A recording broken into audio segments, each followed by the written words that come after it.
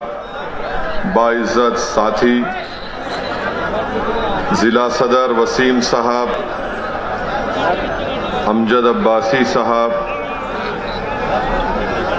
मोहतरम जनाब रिजवान अहमद साहब, मरगूब हुसन साहब, बिलाल साहब, मुस्तफ़ीद साहब, एहकाम साहब, राव शोएब साहब, नौफल रोमानी साहब, महताब चौहान साहब, पवन राव अम्बेडकर साहब और उत्तराखंड के मजलिस के सदर जनाब नैयर काज़मी साहब, मेरे गयूर नौजवानों,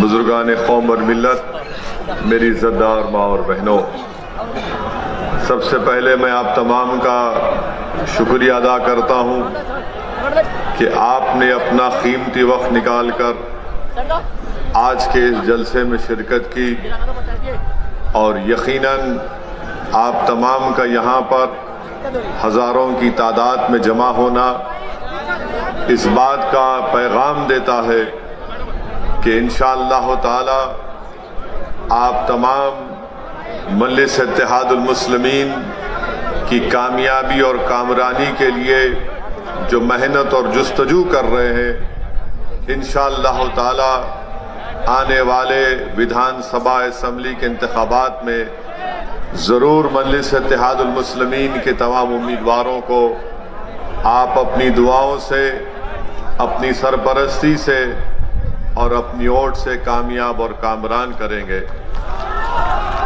मेरे अजीज दोस्तों और बुजुर्गों, ये मेरी खुशकिस्मती है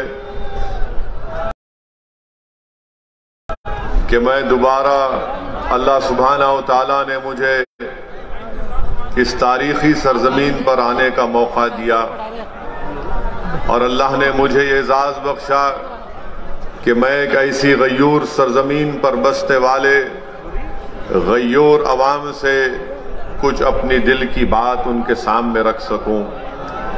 यकीनन ये तारीखी जगह है जहां से हमारे उलमाए कराम ने अंग्रेज़ों के खिलाफ ना सिर्फ जिहाद का फतवा दिया बल्कि इस मुल्क को 200 साल की अंग्रेज़ों की गुलामी से अगर छुड़ाने का किसी ने काम किया तो इसी सरजमीन पर बसने वाले वो मोअज़्ज़िज़ उलमाए कराम थे जिन्होंने इस मुल्क को अंग्रेज़ों की गुलामी से आज़ाद कराने के लिए एक बहुत बड़ा अहम रोल अदा किया। मैं अल्लाह से दुआ करता हूँ कि अल्लाह सुब्हाना व तआला हमारे उन तमाम जय्यद उलमाए कराम को, उन मरूमीन को अल्लाह उनकी मग़फ़रत करे, अल्लाह उनकी ख़बर को कुशादा फरमा दे, अल्लाह उनके दर्जात को बुलंद फरमाए और अल्लाह सुब्हाना व तआला हम तमाम को उनका नेक नेमुल बदल बनाए, क्योंकि आज हमारा वतन अजीज़ फ़िरक़ा परस्ती की लहर में डूबा हुआ है। आज हमारा वतन अजीज़ नफ़रतों की फ़िज़ाओं में डूबा हुआ है। इसीलिए हमारे बुज़ुर्गों के क़ुरबानियों को हमको सामने रख कर दोबारा हमको जद्दोजहद का आगाज़ करना है और जहाँ पर हमारे बुज़ुर्गों ने इस मुल्क को अंग्रेज़ों की ग़ुलामी से आज़ाद करवाया, मैं आपसे अर्ज़ करने आया हूँ कि आज मौजूदा दौर में हमको हमारे मुल्क में जो नफ़रतों की फ़िज़ाओं में इजाफ़ा किया जा रहा है, जो भेदभाव किया जा रहा है, एक तरीक़े से हुकूमतें अक़लियतों को दबाने और कुचलने की बातें कर रही हैं। आज हमको दोबारा एक जद्दोजहद का आगाज़ करना पड़ेगा ताकि इस मुल्क को हम फ़िरक़ा परस्ती के जहर से पाक कर सकें, ताकि हम इस मुल्क को मुसलमानों की नफ़रत से पाक कर सकें, ताकि हम इस मुल्क की जो यहाँ पर हमारे बुजुर्गों ने आज से 70, 75, 80 साल पहले हमारे बुजुर्गों ने नारा दिया था कंपोजिट कल्चर का, इंडियन नेशनलिज्म का, आज हमको उस इंडियन नेशनलिज्म को बहाल करना है। आज हमको और आपको मिलकर अगर हम खराजी अकीदत पेश करना चाहते हैं रेशमी रूमाल के तहरीक के बानियों को, तो अल्लाह अगर उनकी रूहों को जबान देगा तो रेशमी रूमाल तहरीक चलाने वाले बुजुर्गों की रूहें हमको आज पुकार पुकार कर कह रही है कि हमने अपना सब कुछ कुर्बान कर दिया।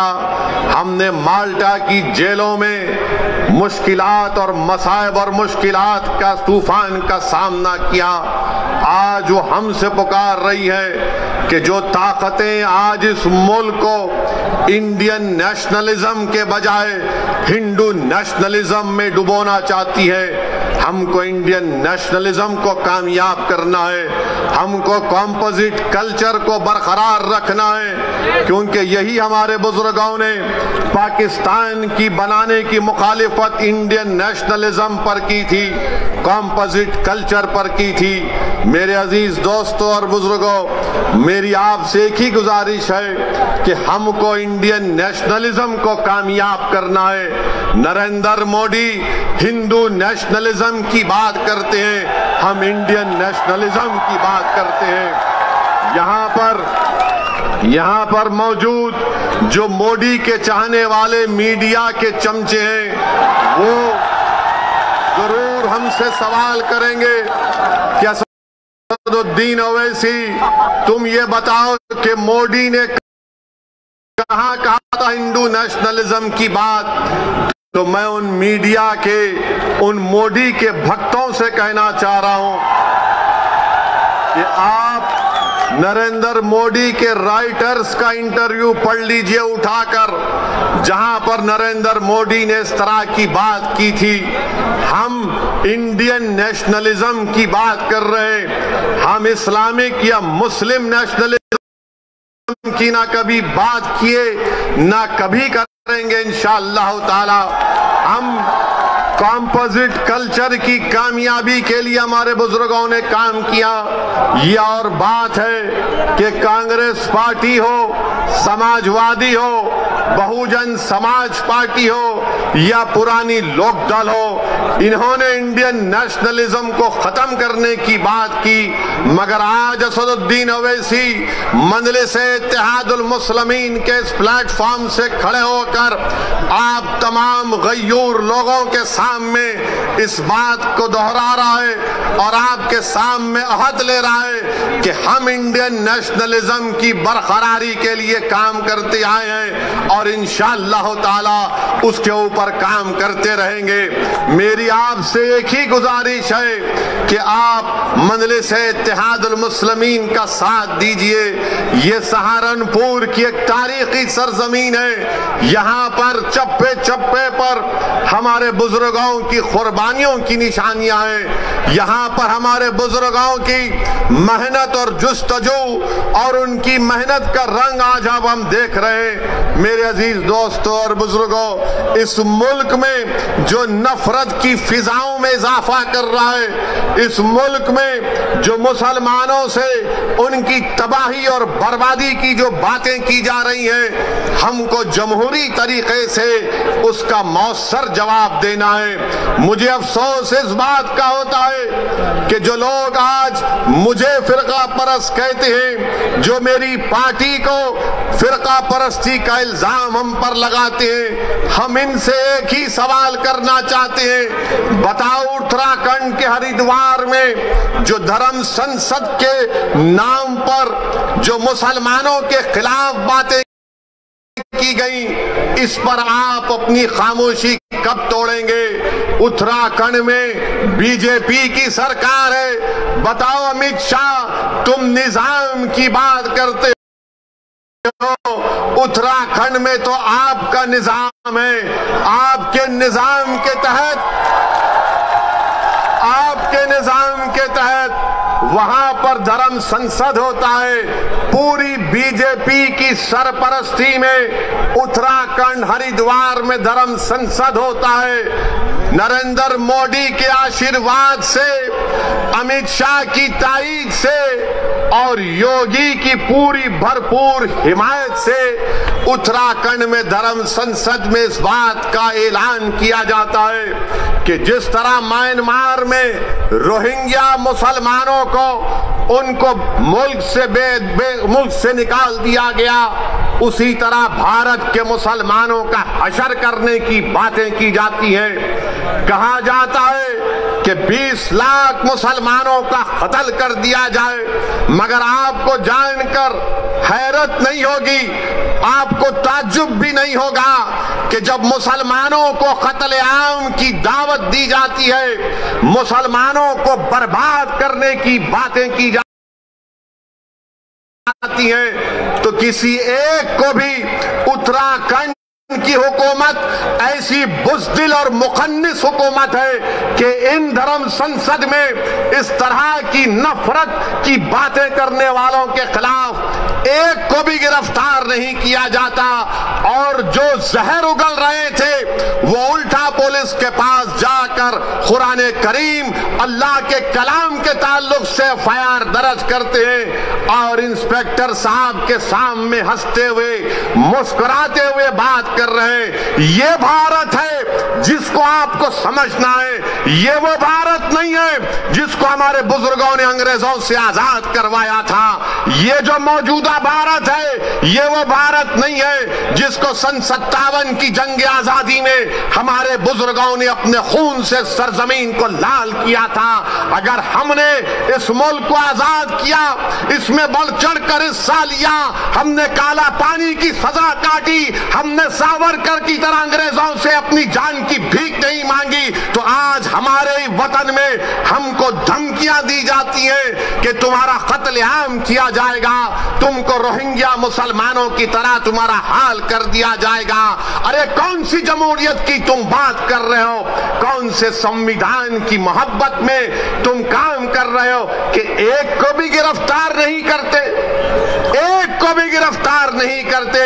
बताओ नरेंद्र मोदी, बताओ अमित शाह, बताओ उत्तराखंड की बीजेपी की सरकार आज तुम्हारी नाक के नीचे खड़े होकर भारत की सबसे बड़ी अक़लियत मुसलमानों से इस तरह की धमकियां दी जा रही हैं और कोई हुकूमत कोई बात नहीं करती।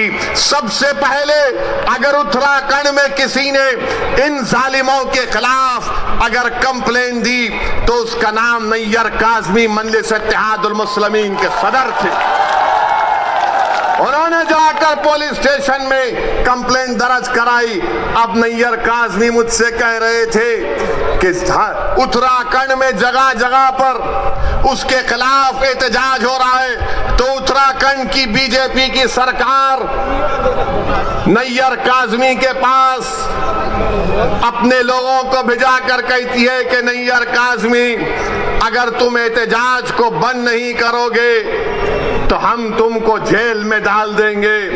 मैं उत्तराखंड की सरकार से कहना चाह रहा हूं, जेल में डालना है डाल दो, मगर याद रखो तुम हक की आवाज को दबा नहीं सकोगे।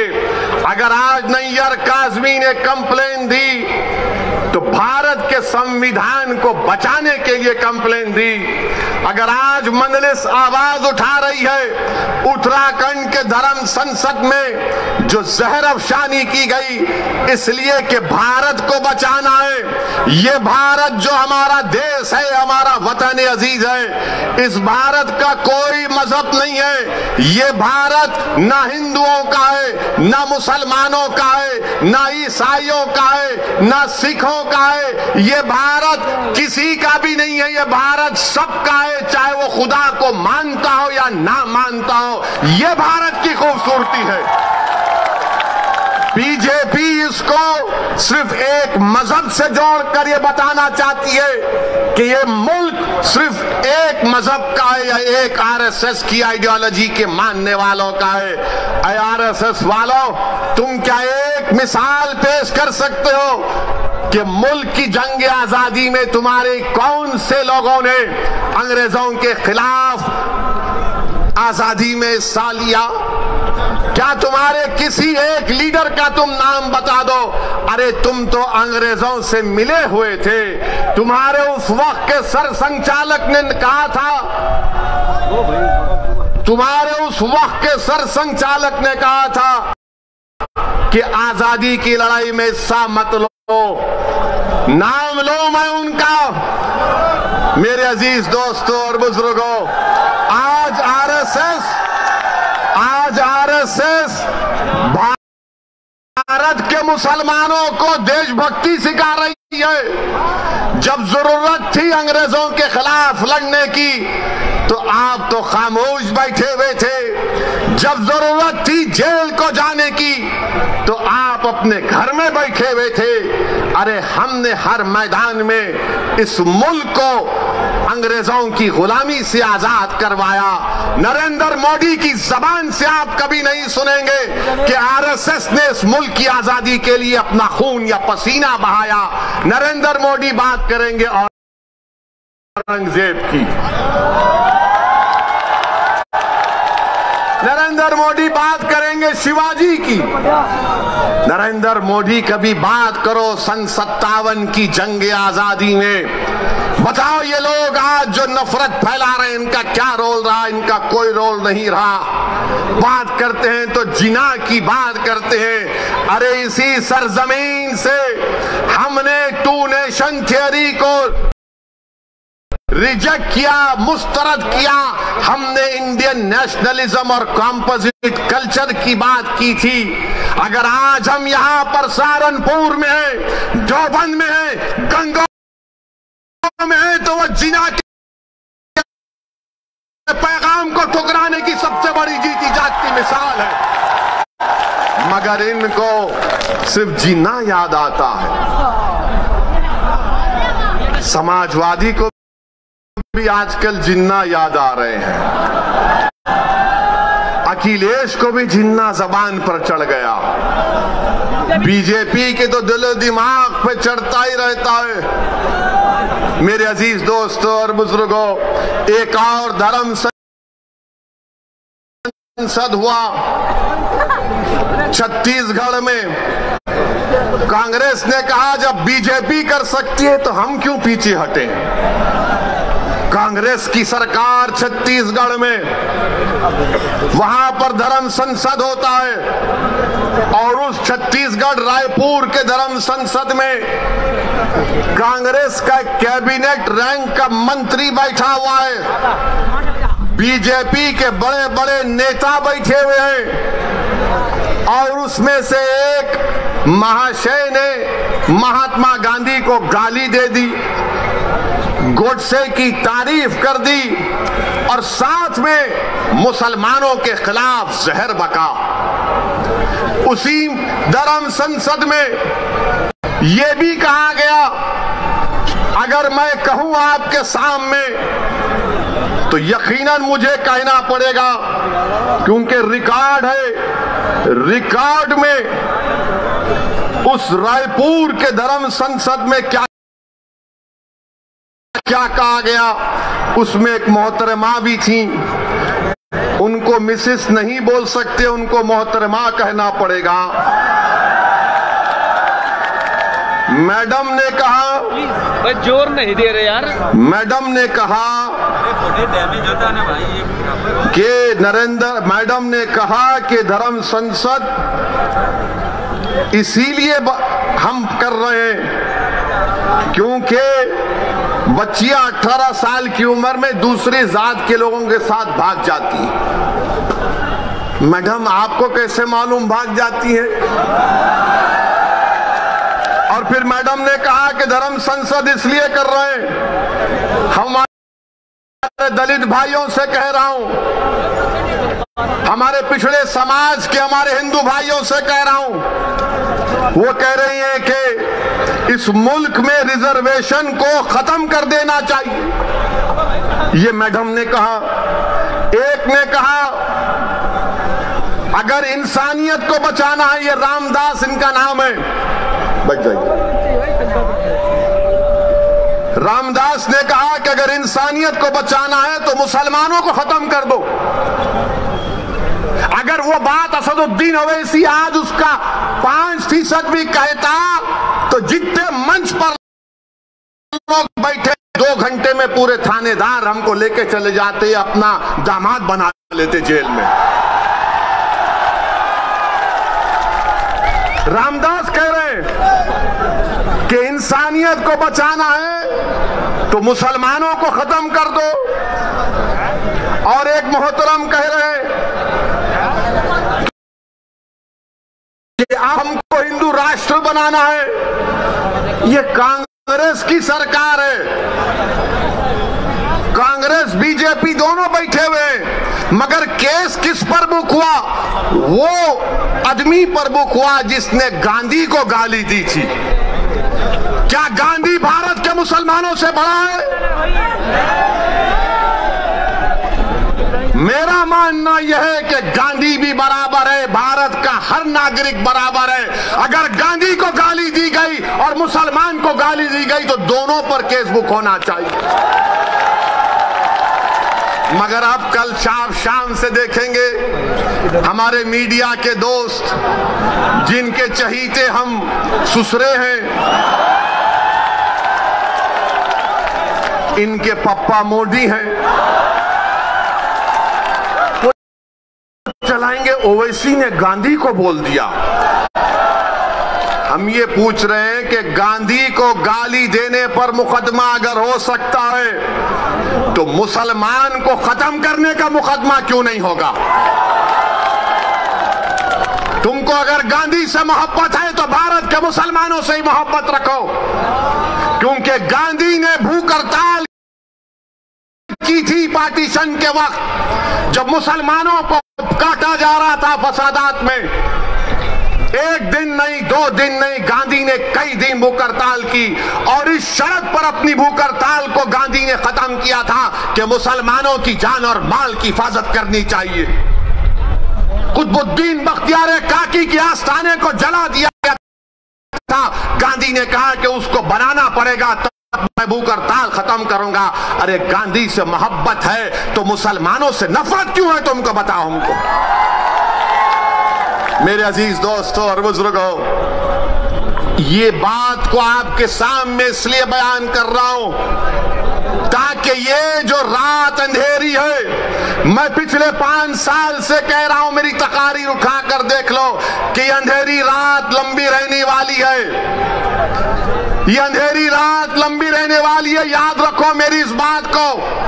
हाँ, इस अंधेरी रात में सेकुलर जहन रखने वाले हमारे हिंदू भाई आज भी हैं, जो अंधेरी रात में जुगनू की तरह चमक कर कुछ उम्मीद की शमा जलाए बैठे हैं।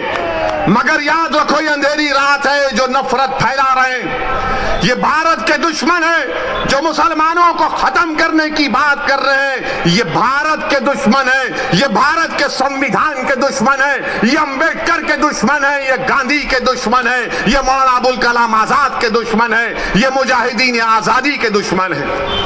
मेरे अजीज दोस्तों और बुजुर्गों, अभी जनाब शौकत अली साहब ने जिक्र किया अपनी तकरीर में कि किसी ने कहा कि असदुद्दीन ओवैसी की गर्दन को काट देंगे। मेरी गर्दन की फिक्र मत करो, मेरी गर्दन की फिक्र मत करो। मैंने तो अशहदु अल्ला इलाहा इल्लल्लाह व अशहदु अन्ना मुहम्मद रसूलुल्लाह कहकर अपनी जान को अपने रब के हवाले कर चुका हूं। जन्नत के एवज में इंशाअल्लाह ताला अपनी जान को अपने रब के हवाले कर चुका हूं। वो मुझे खून के लुथड़े से बनाया है, जब वक्त आएगा चले जाएंगे।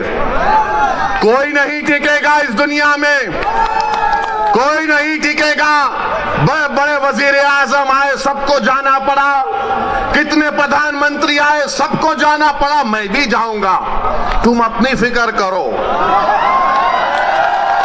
तुम अपनी फिक्र करो कि मेरी गर्दन काटेंगे। गर्दन काटने से क्या हक की आवाज दब जाएगी? क्या गर्दन काटने से सच्चाई छुप जाएगी? क्या गर्दन गर्दन काटने से जालिम के खिलाफ आप लोग नहीं लड़ेंगे? क्या गर्दन काटने से आप मजलूमों का साथ नहीं देंगे? क्या गर्दन कट जाने से आप इन जालिमों के खिलाफ एक शीशा पिलाई दीवार नहीं बनेंगे? आपको बनना है। और मैं इन लोगों से कह रहा हूं कि ये जान से मारने की धमकी मुझे मत दो। मैं जब 12 साल की उम्र का था, जब से अपने घर के सामने ये संघ परिवार के लोग हमारे घर के पास आकर नारे लगाते थे, मेरे छोटे भाई अकबर भी इसको जानते हैं, जिस पर हमारे घर के सामने आते थे और नारा लगाते थे कि मुसलमान खबरस्तान या पाकिस्तान। 15-20 लोग आते थे, हमारे एक ताया थे, वो जब भागते थे तो पूरी अपनी चप्पलें छोड़कर भाग जाते थे। मेरी गर्दन की अहमियत मत करो, भारत की फिक्र करो। भारत असदुद्दीन अवैसी से बड़ा है। भारत का कंपोजिट कल्चर हमारा कीमती खजाना है, इसकी हिफाजत करो। ये जो धर्म संसद में मुसलमानों के खिलाफ नरसिम्हार की जो बात कर रहे हैं, उनके खिलाफ तो कोई बोलो अमित शाह तुम देश के होम मिनिस्टर हो, बोलो नरेंद्र मोदी तुम देश के प्रधानमंत्री हो।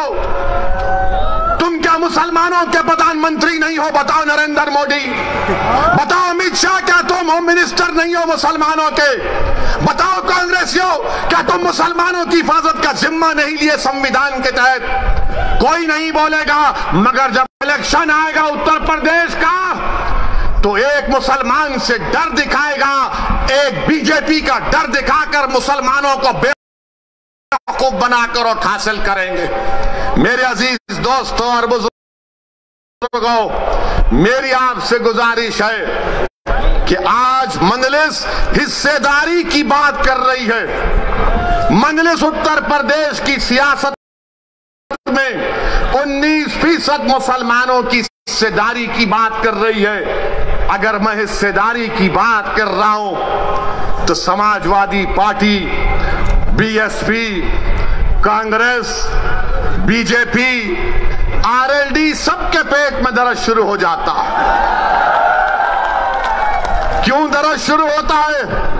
वो नहीं चाहते कि मुसलमान बराबरी पर आ जाए, वो ये चाहते हैं कि मुसलमान दरी बिछाता रहे, दरी बिछाता रहे, दरी बिछाता रहे।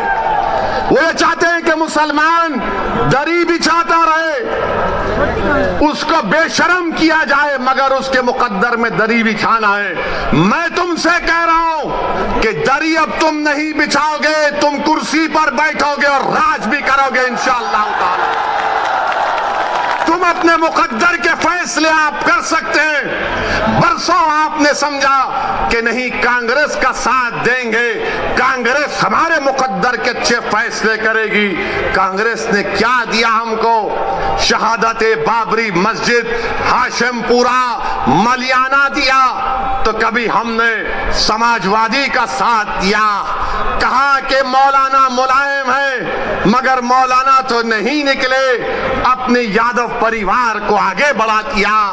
तो कभी आपने कहा कि चलो इनके बेटे का साथ देते हैं, तो हमको क्या मिला? मुजफ्फरनगर मिला। फिर आपने बीएसपी का साथ दिया, कौन सा हिस्सा मिला आपको? कौन सा हिस्सा मिला आपको? सबसे ज्यादा जेल में आज उत्तर प्रदेश में अगर अंडर ट्रायल कोई है तो मुसलमान है 28%। सबसे ज्यादा कम ग्रेजुएट है तो मुसलमान है 2%। सबसे ज्यादा प्राइमरी स्कूल में कम पढ़ने वाले बच्चे हैं तो मुसलमान है। बताओ ये कब खत्म होगा? यही चीजें जब हम पढ़ते हैं तो मेरी जबान में तेजाबगी पैदा हो जाती है। मेरे अजीज दोस्तों और बुजुर्गों, याद रखो मेरी इस बात को, कामयाबी लिखना ये अल्लाह का काम है, तुम्हारे हाथ में नहीं है। अल्लाह अगर कामयाब करना चाहा तो अल्लाह आपके दिलों में मोहब्बत को डालेगा। मगर मेरी इस बात को याद रख लो, अगर नाइंसाफी का आप खात्मा करना चाहते हैं, मैं सहारनपुर की इस मुबारक और तारीखी सरजमीन में खड़े होकर आपसे हाथ जोड़कर अपील कर रहा हूं कि तुमने 60 साल कांग्रेस का, आरएलडी का, समाजवादी का, बीएसपी का साथ दिया।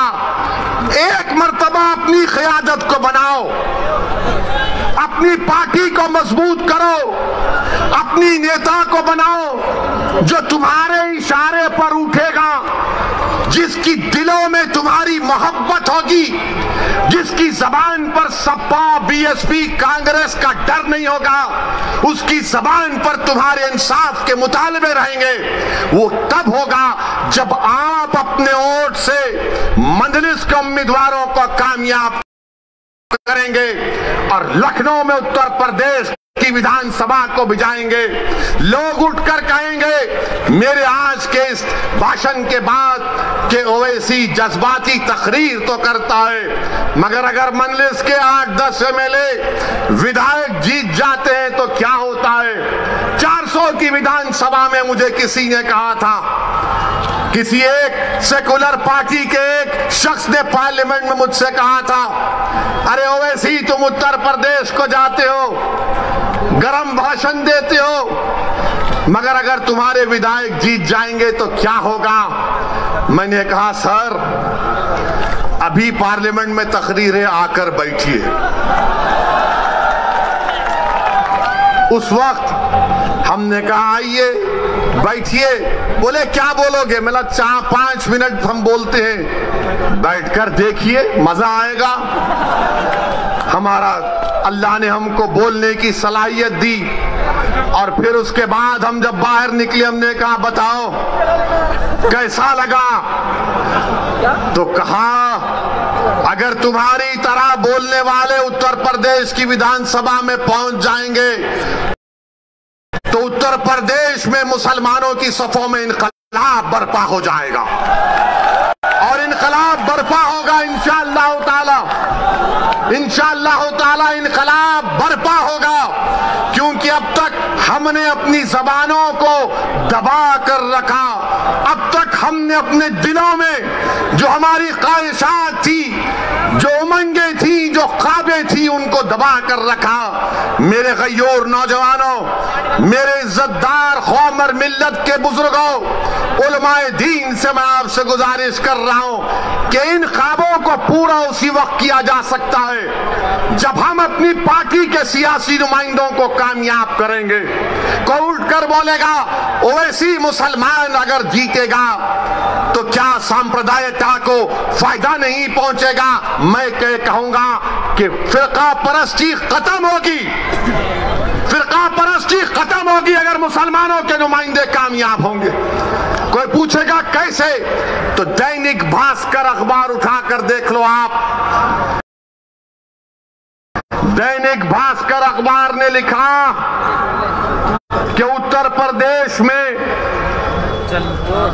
डीएम डिस्ट्रिक्ट कलेक्टर 28% ठाकुर हैं और ब्राह्मण समाज के हमारे भाई 22% हैं और 5% दलित और शेड्यूल्ड ट्राइब से। कितनी आबादी में हिस्सा होगा ठाकुरों का और हमारे ब्राह्मण भाइयों का? 15-16% के करीब होगा, मगर 50% डीएम उनके हैं, 50% डीएम उनके हैं। समाजवादी की सरकार हो, बीएसपी की सरकार हो या बीजेपी की सरकार हो, ठाकुर और ब्राह्मण विधानसभा में 25 से 27% नजर आएंगे और 19% मुसलमानों की हिस्सेदारी की मैं बात कर रहा हूं। नहीं, सांप्रदायिकता को फायदा मिलेगा, फिरका परस्ती बढ़ेगी।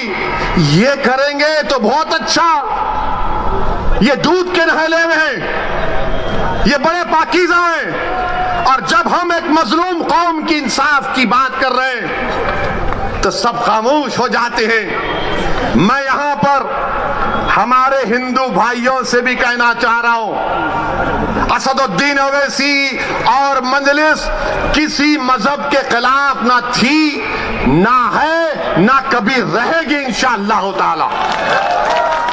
मैं यहां पर हमारे पिछड़े वर्ग के खास तौर से हिंदू भाइयों से कहना चाह रहा हूं, हमारे पिछड़े वर्ग के हिंदू भाइयों से कहना चाह रहा हूं, मेरी बात को आप याद रखो।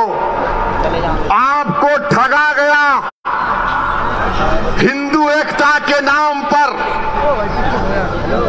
पिछड़े वर्ग के हिंदू भाइयों से कहना चाह रहा हूं, मेरी बहनों से कहना चाह रहा हूं, आपको ठगा गया हिंदू एकता के नाम पर और आपको क्या मिला? ठाकुरवाद आपको मिला, आपको ठाकुरवाद मिला। जिस तरह उत्तर प्रदेश के मुसलमानों को सेकुलरिज्म के नाम पर, समाजवादी के नाम पर वोट लिया गया, तो हमको क्या मिला? हमको यादववाद मिला, आपको ठाकुरवाद मिला। आओ मेरे पिछड़े वर्ग के हिंदू भाइयों, मैं तुम्हारे साथ काम करने के लिए तैयार हूं, मैं तुम्हारे साथ ठहर कर तुम्हारी लड़ाई लड़ने के लिए तैयार हूं। मैं हमारे दलित भाइयों से कह रहा हूं,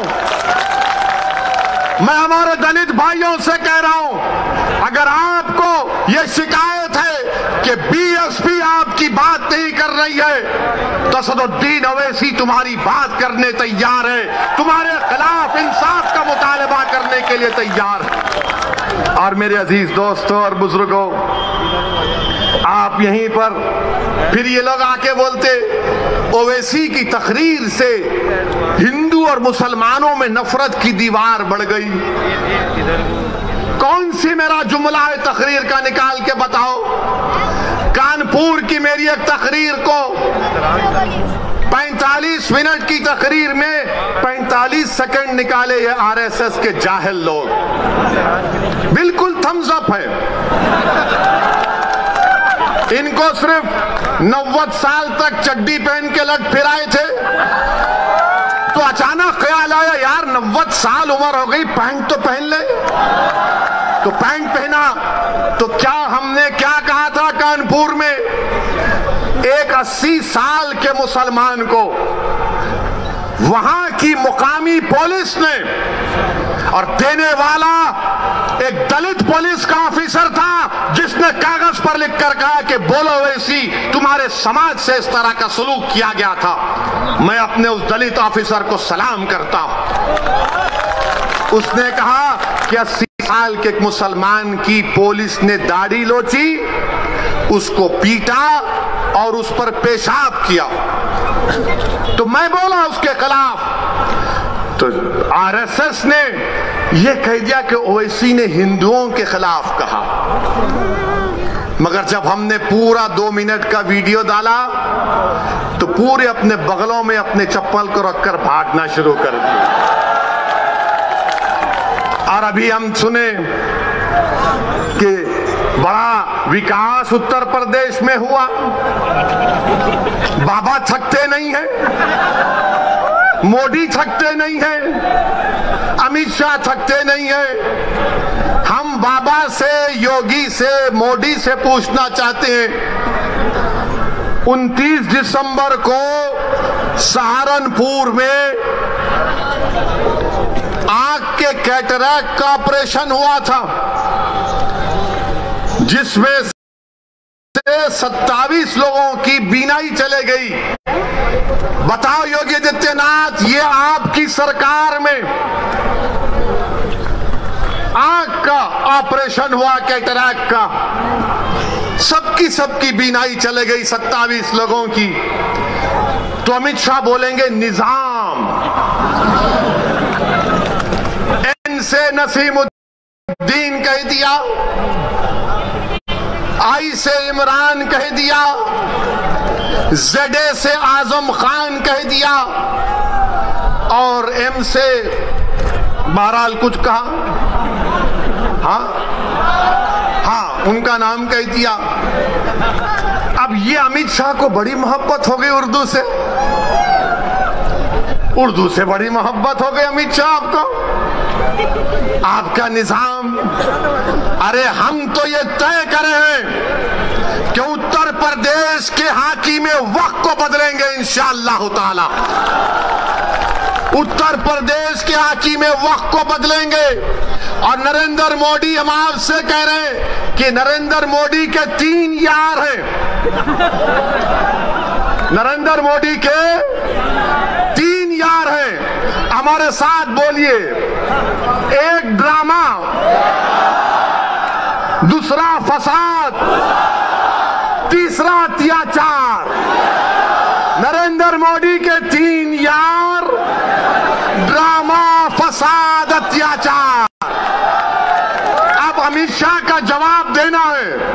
हम किसी का कर्जा बाकी नहीं रखते।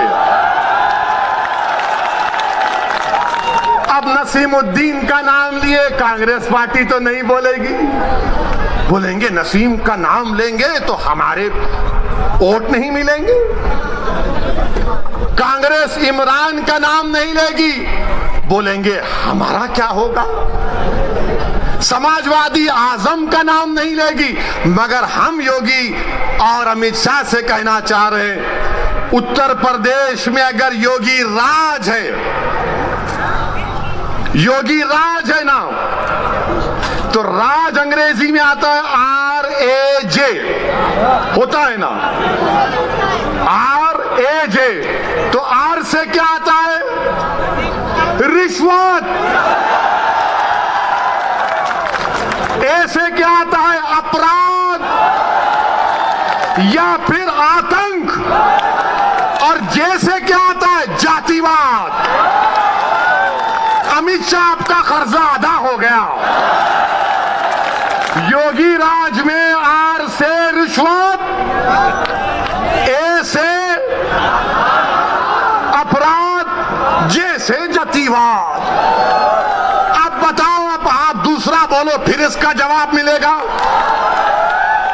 समाजवादी के अखिलेश नहीं बोलेंगे। अखिलेश बोलेंगे हमने रोड बनाए।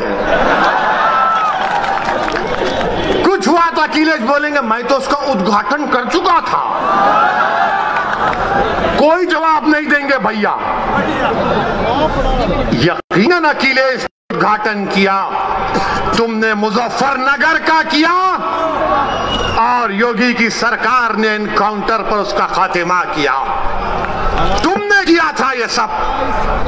तुमने जो कुछ शुरू किया उसको बीजेपी ने मुकम्मल किया। आज मेरे अजीज दोस्तों और बुजुर्गों, यही बात हम आपसे कहने आए हैं कि आज ये बेहद विधानसभा में पीने के पानी की किल्लत है,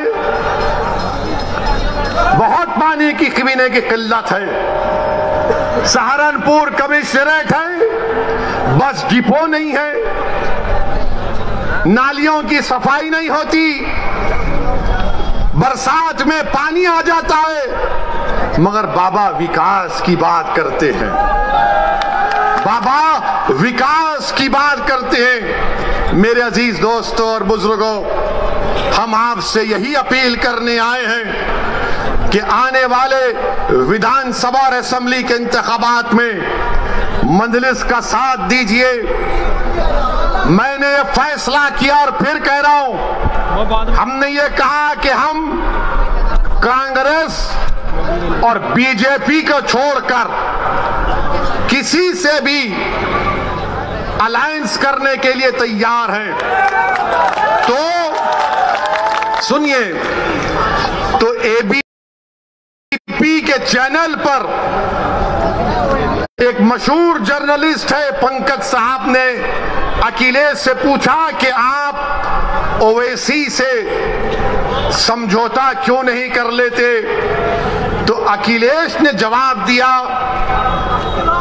कि ओवैसी पर बहुत से इल्जाम लगते हैं। अखिलेश साहब, इल्जाम तो हम पर ही लगता है ना, आप पर तो कुछ नहीं लगता। रिवर फ्रंट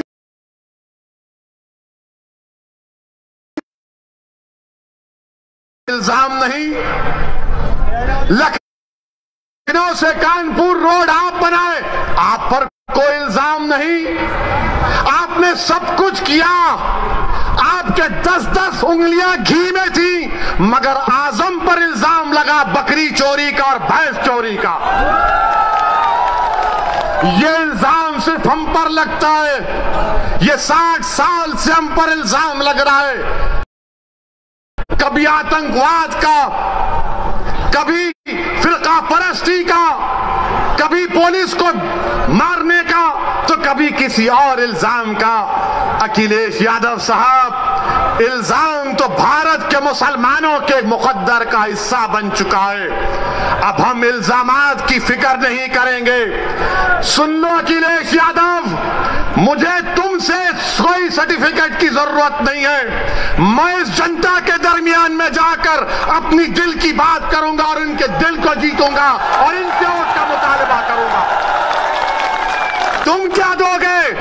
तुम 11% यादव हो, हम 19% मुसलमान हैं। अगर तुम मुख्यमंत्री बने और जनाब मुलायम सिंह बने तो मुसलमानों के वोट की खैरात से बने। तुम याद रखो इस बात को। हम पर इल्जाम, अरे हमारे पे कुछ इल्जाम लगा, हमारी तारीख गवाह है, हमारी नबी की सीरत की किताबें पुकार पुकार कर कह रही हैं कि जिस पर इल्जाम लगता है अल्लाह उसको कामयाब करता और करेगा इंशाअल्लाह ताला। इल्जाम है, कोई बात नहीं है, मगर याद रखो, चुनाव के बाद बच्चों की तरह नहीं रोना। चुनाव के बाद बच्चों की तरह सिसक सिसक कर नहीं रोना। हम तो रोते हैं अपने रब के सामने हाथ उठाकर।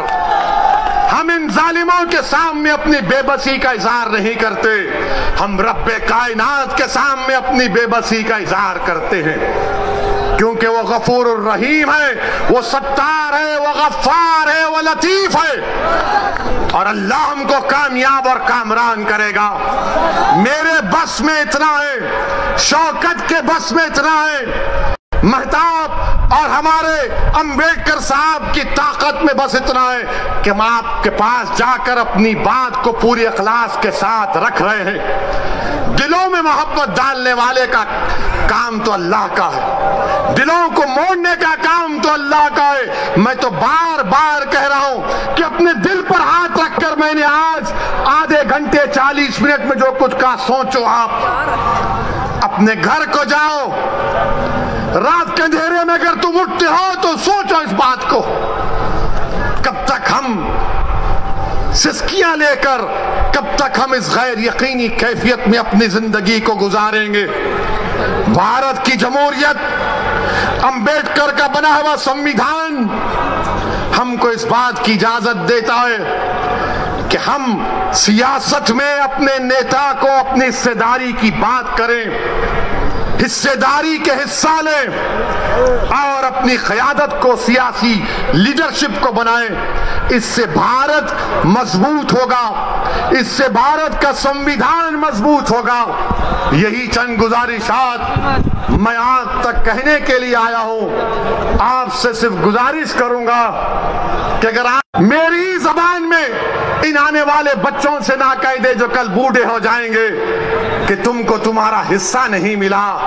हिस्सा उसी वक्त मिलेगा जब आप उठ खड़े होंगे, सियासी क़यादत बनाएंगे, अपने वोट से अपनी पार्टी को कामयाब करेंगे। जिस तरह ठाकुरों ने योगी को मान लिया, जिस तरह पिछड़ा वर्ग ने मोदी को अपना लिया, जिस तरह दलितों ने आज बहन जी और चंद्रशेखर आजाद को अपना नेता मानते हैं। आओ मुसलमानों, तुम मुझे नहीं तो खुद नेता बन जाओ, मैं तुम्हारे साथ ठहरने के लिए तैयार हूं। अस्सलाम वालेकुम व रहमतुल्लाहि व बरकातुहू।